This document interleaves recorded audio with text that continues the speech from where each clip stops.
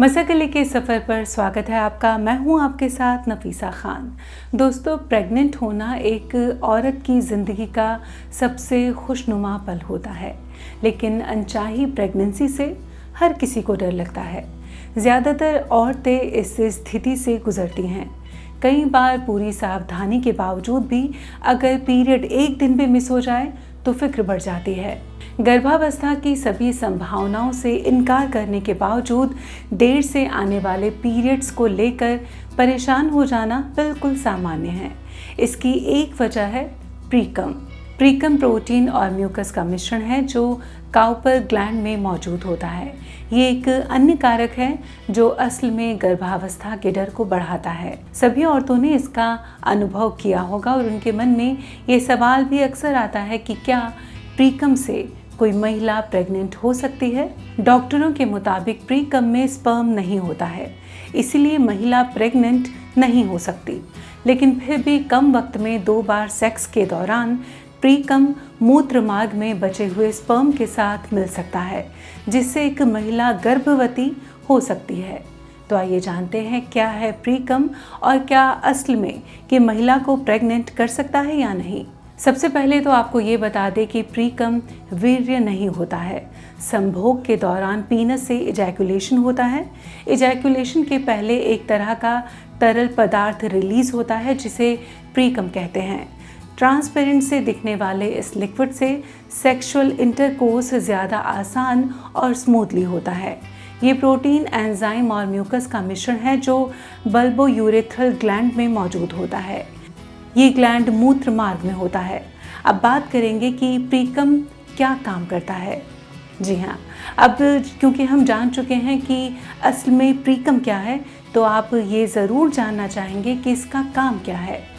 प्रीकम असल में उन शुक्राणुओं के लिए एक अंगरक्षक के रूप में काम करता है जो मैथुन प्रक्रिया के दौरान प्रवेश करते हैं। क्योंकि पेशाब एसिडिक नेचर का होता है, ऐसे में पेशाब के अवशेष शुक्राणुओं के साथ मिल जाने से वीर्य का पीएच बदल सकता है।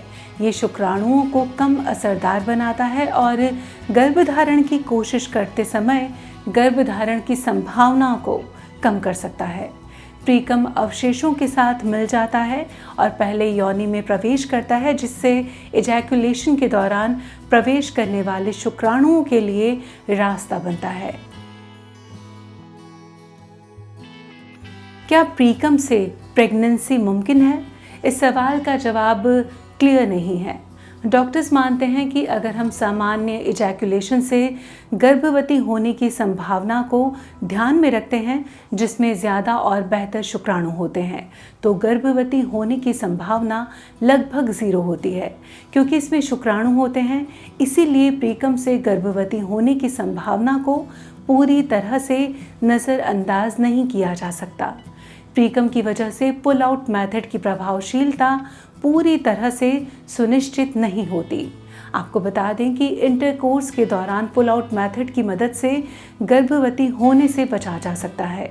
सामान्य भाषा में कहें तो इंटरकोर्स के दौरान पीनस से होने वाले प्री इजैकुलेशन को योनि के अंदर नहीं डालना चाहिए। दरअसल पुरुषों के गोनाड से संभोग के दौरान निकलने वाला तरल पदार्थ प्रीकम कहलाता है। प्रीकम सबसे पहले निकलता है, जिसे प्री इजैकुलेशन भी कहते हैं। वहीं इसके बाद निकलने वाले लिक्विड को वीर्य या सीमेन कहते हैं। सीमेन में स्पर्म और फ्रुक्टोज होने के साथ इसमें कई तरह के एंजाइम की मौजूदगी से फर्टिलाइजेशन होता है।